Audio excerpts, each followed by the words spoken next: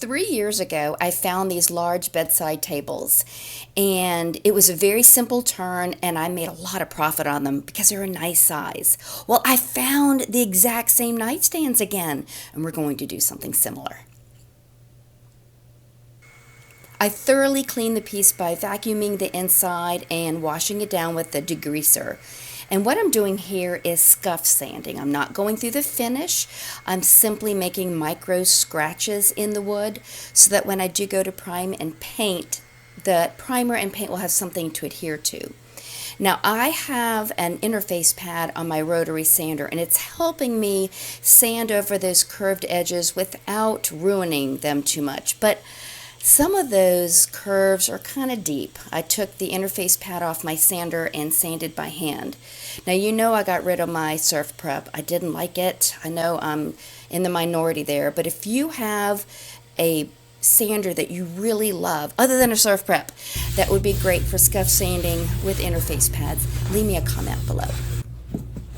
Everything was vacuumed and dusted off, and then I decided I was going to go ahead and wrap these drawers up. Now, I don't always do it because this step adds something to the overall cost of your project, but the top drawer of these pieces have that suede looking liner, and I just don't want to risk getting any overspray in it, so I just wrapped all of them.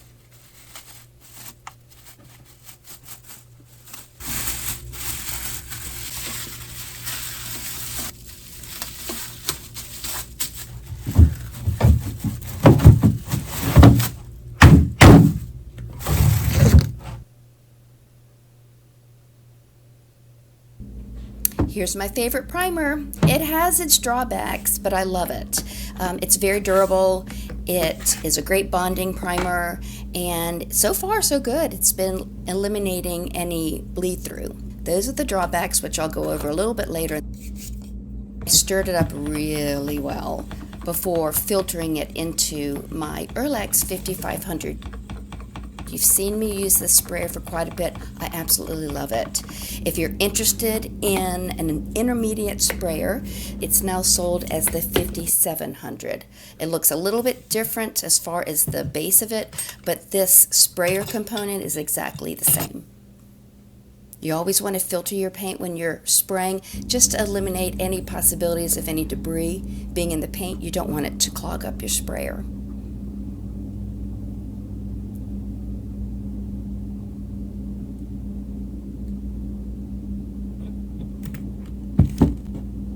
I did thin it with some water. I have struggled through the years with orange peel texture, and because a lot of these products say don't thin with water or Floetrol, but I'm thinning quite a bit. You see how thin it is? And I'm having much better luck spraying it, resulting with a smooth finish.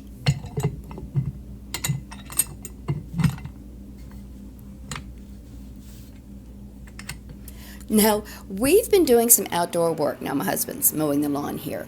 But back in the fall, we had a landscaper come in and totally redo our backyard, which you'll see in a minute. Look how clean and pretty. You should have seen our yard before. But we are still planting, which is why there are so many bags of soil and soil conditioner and everything under the porch. And so I decided to pull out my large Wagner tent and spray indoors.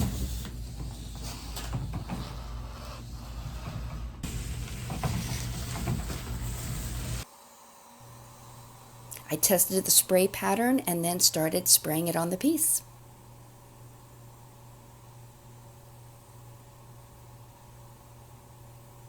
I did have to put in one piece at a time. This would be a little more challenging if I was working on a large dresser, but since these are two bedside tables, it was very easy for me to roll one in, spray it, roll it out, and then roll the second one in.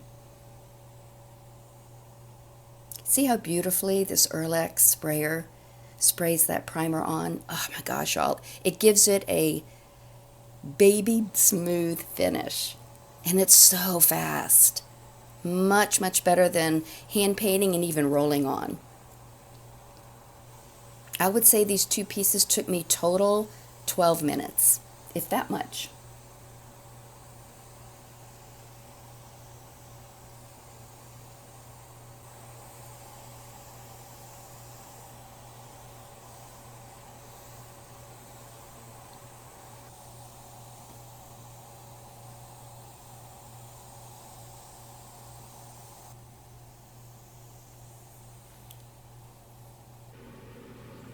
I realized after I sprayed both of them that I had forgotten to spray around the edges of the drawers, and that's what you see me doing here. And see how easy it is to do when the drawers are lined? Yeah.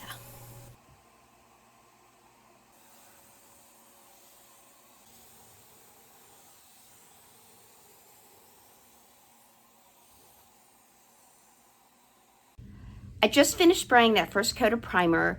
I'll wait, it says to wait 3 to 4 hours between coats, so probably around 7:30 I'll come down, give everything a very light sanding with a high grit pad, dust it off, and spray on that second coat. Now there are a couple of places that look like the primer might be resisting a little bit. When I've seen that happen in the past, it's because when I had cleaned it, maybe I missed an oily spot, or maybe it's my own oily fingerprints. I don't know. I will sand those areas smooth, dust that off, spray it with a little bit of clear shellac, which dries really fast, and then I'll put on that second coat of primer. Before I put on that second coat of primer, I decided to fill in some of these crevices with a paintable caulk. You see how the primer kind of clogged up those little areas there? I couldn't sand it or pick it out, so I decided just to use some paintable caulk. It was much easier for me to just smoosh it in with my finger. And then once all the areas were filled in, I used a baby wipe to wipe all the excess off and to smooth it out.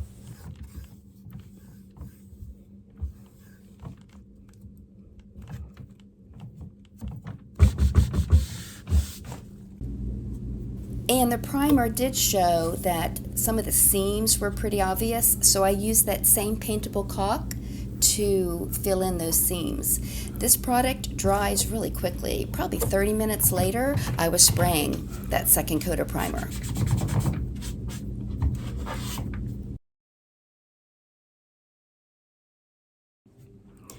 It's been about 24 hours since I put the last coat of primer on. Now, I absolutely love this primer. It's a fantastic product. I don't know how sustainable it's going to be for me to continue using it, however, because you have to wait 3 to 4 hours between coats, and then you have to wait a full 24 hours before you can paint. I love that it's water-based and I can put it through my sprayer and with an easy cleanup afterwards, but I don't know. And here's the double whammy. I love Benjamin Moore Advanced Paint. Absolutely love it. But it requires 16 hours between coats. It's like, what's up with that? Again, it's a great paint, but the whole weekend has flown by and all I've done is put on 2 coats of this primer. So I might need to find something else. If you have a paint that you truly love that doesn't require a primer, I mean really, it doesn't require a primer, or something that just dries really quickly, let me know. So I'm going to go and lightly sand the piece with a very, very high grit pad. I'm going to dust it off, and then I'm going to spray on the first coat of paint.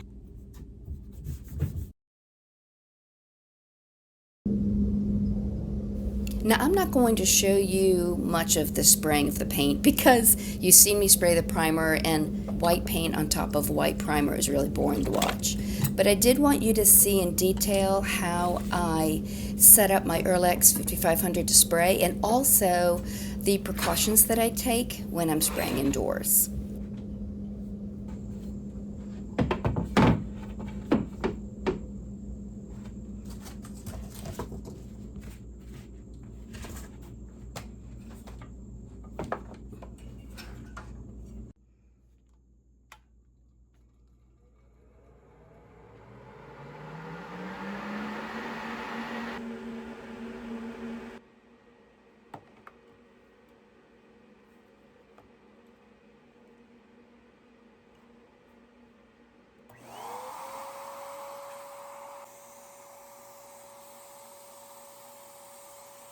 I always check the spray pattern before I start spraying the piece.